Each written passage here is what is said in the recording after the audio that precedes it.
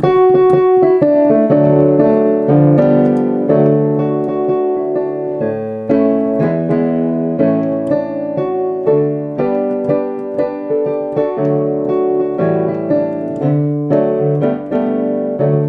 just wanna be a sheep, ba ba ba ba. I just wanna be a sheep, ba ba ba ba. I pray the Lord my soul to keep.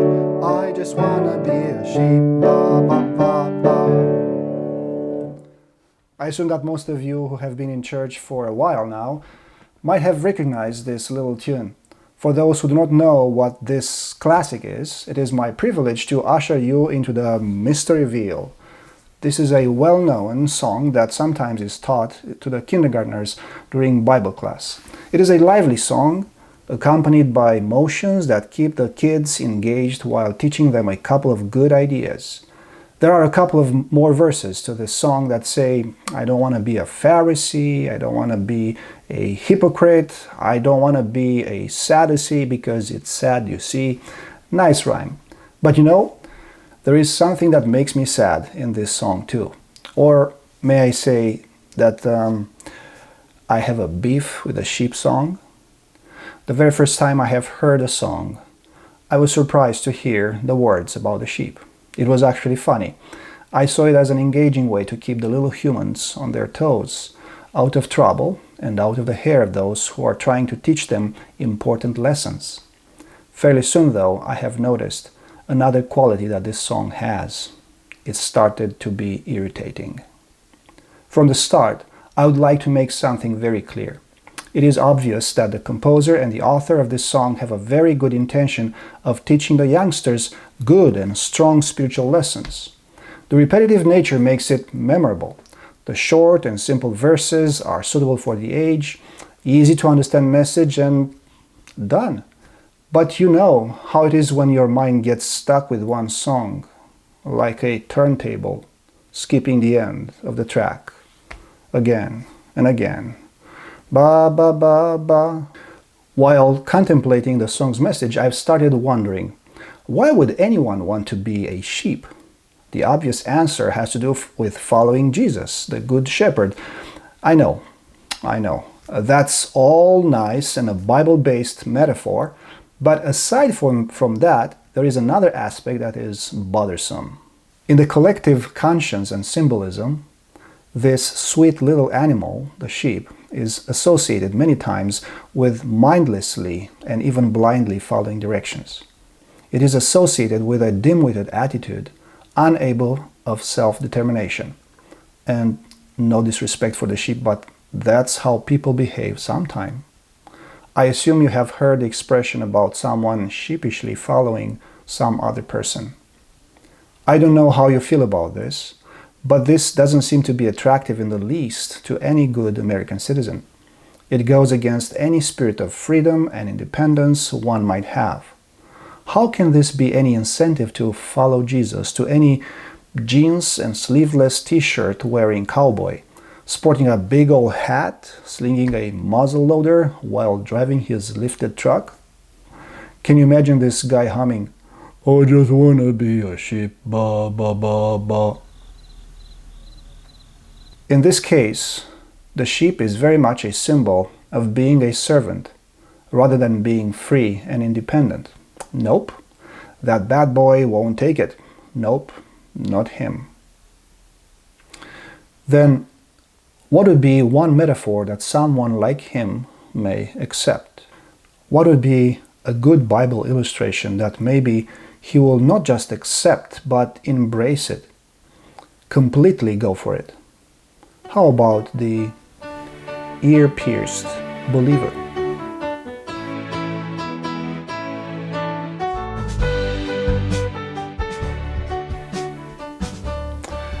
Most likely, you are wondering where in the world is that illustration in the Bible? Where is the ear-pierced believer in the Bible? And what does it stand for?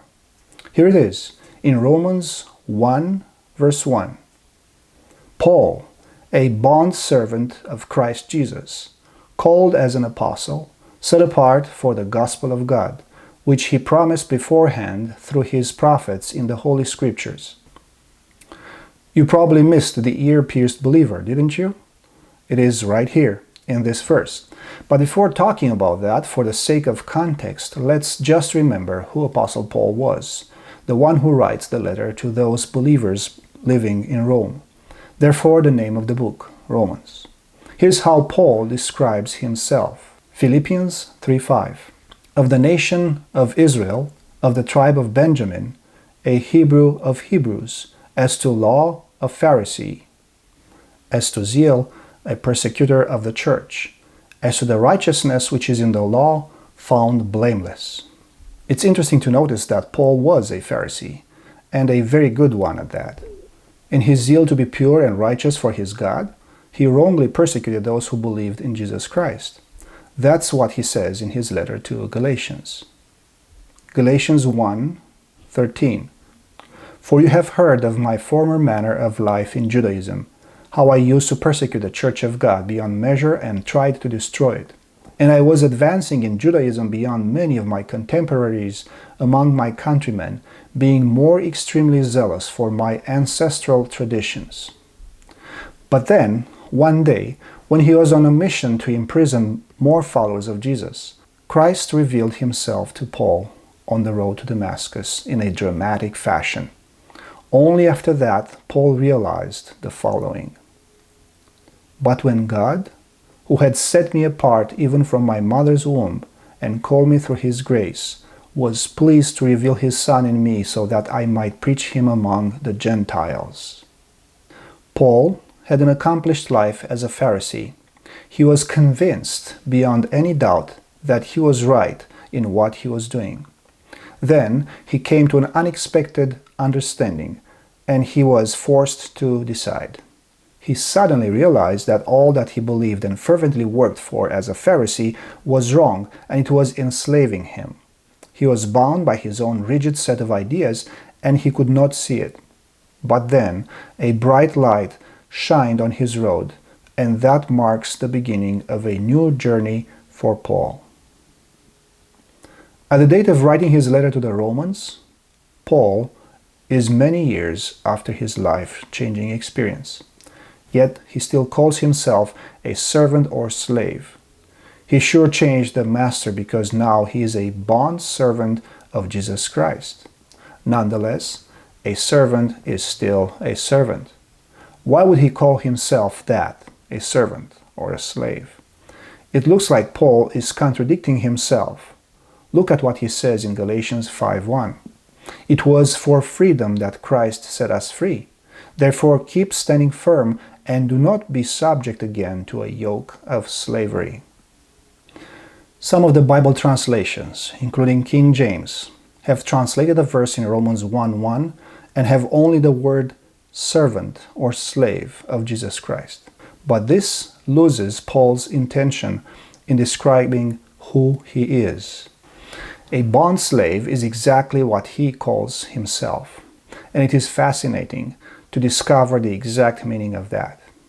In the Old Testament times, having a slave, it was the norm of the day. As always and everywhere, life would take people from the sunny tops of the mountain to the dark valleys, from accomplished and secure to destitute and unsafe. Lacking the assurance and the social security net of our modern days, people would enter a life of servitude in order to protect their life and their family. They would serve someone else who would have the means to feed them and their family in exchange for their work. This situation would be limited, though, only for several years until they would be able to get back on their feet. In Deuteronomy 15:12, we read, "If your kinsman, a Hebrew man or woman, is sold to you, then he shall serve you 6 years, but in the 7th year you shall set him free. It shall come about, if he says to you, I will not go out from you, because he loves you and your household, since he fares well with you, then you shall take an awl and pierce it through his ear into the door, and he shall be your servant forever." According to God's rules given to Israel through Moses, a slave would serve his master for up to 7 years. After that, he was supposed to let go, free. However, There is a caveat in case the slave would not want to go free. In that case, a pierced earlobe would be the public sign of his desire to be serving his master until the end of his life. It was a sign that he knowingly chose that, and that is the ear-pierced believer. The Deuteronomy passage suggests that love for his master would be the reason for the slave to choose to serve forever. You see, this little detail makes a world of difference. It is one thing to be a slave because you are forced to be, and it is totally different to choose to serve because you want and you love to do it. Going back to chapter 1 in Romans, it looks like Paul is yet a servant. He was a slave under the tyranny of his own limited Pharisaic beliefs, and now he is still a slave of Jesus. Someone may object that no matter who the master is, you are still a servant, you are not free. As this is true, it is also true that one cannot be absolutely free. It is eye-opening and a sign of maturity when you realize your own condition. The moment you are able to see yourself in the mirror of reality, you are compelled to make a decision whether to stay the same or to grow out of your own situation. The next step belongs to you, and this step is the freedom of will that God has given you. It is your choice who your master is. The one who believes they are absolutely free, they are, terribly deceived. We all exist within the narrow frame of our mind, limited by our own beliefs. Every single person has a master, whether they know it or not, whether they want it or not. Traveling down the road to Damascus, Apostle Paul was convinced that he is absolutely free, slave of no one. He believed what his fellow Pharisees believed. We are Abraham's descendants and have never yet been enslaved to anyone. How is it that you say you will become free? Their pride suffers a blow when Jesus points out that they are slaves of sin. They do not want to accept it, and the result is that they sheepishly follow their narrow state of mind. On the other hand, Paul accepts the challenge no matter how hard it is. Notice what Jesus tells him during their encounter. "And when we had all fallen to the ground, I heard a voice saying to me in the Hebrew dialect, 'Saul, Saul, why are you persecuting me? It is hard for you to kick against the goats.'" The goat is a type of long stick with a pointed end used to guide livestock, which are pulling a plow or a cart. For the animal, it is not a pleasant experience at all when his master prods him. It is actually painful. That's why, in the end, the animal starts moving in order to eliminate the pain. From the context of the previous dialogue, we realize that the Spirit of God has been prodding Paul's conscience. Paul may have seen inconsistencies and contradictions in his Pharisaic views and activities. Most likely, he had a series of questions that were bothering him. To all those questions, he did not seek an answer until Jesus pushed him into the position to see the reality. He was persecuting the very one that he thought he served.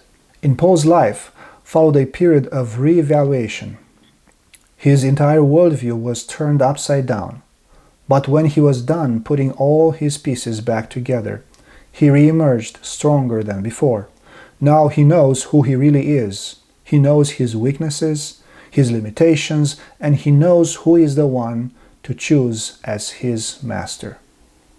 Now he knows that when I am weak, then I am strong. Because God's power is perfected in weakness. At this point, Paul chooses to lovingly serve Christ, his master. It is his choice to be a slave of Christ. Paradoxically, he experiences the most freedom one can imagine. He is weak, but he has the greatest strength available. Philippians 4:13 says, "I can do all things through him who strengthens me." Jesus talks about this kind of transformation that Paul experiences this way. "Take my yoke upon you and learn from me, For I am gentle and humble in heart, and you will find rest for your souls. For my yoke is easy and my burden is light. If you have been living in this world for the past few years, you all know the heavy burdens of concerns and emotions that come with it. We all have experienced the expensive toll that hollow pleasures and shallow success demand from us. You all have experienced times when you have been sheepishly following under the slavery of your weaknesses or sin. Since then, I hope that you already had a Damascus awakening just like Apostle Paul. I pray that, just like him, you have reevaluated your life and decided to change the masters. Like him, I hope and pray that you let Jesus figuratively pierce the lobe of your ear on the doorpost of your heart. Just like Paul, I hope and pray that you can call yourself a bondservant of Christ.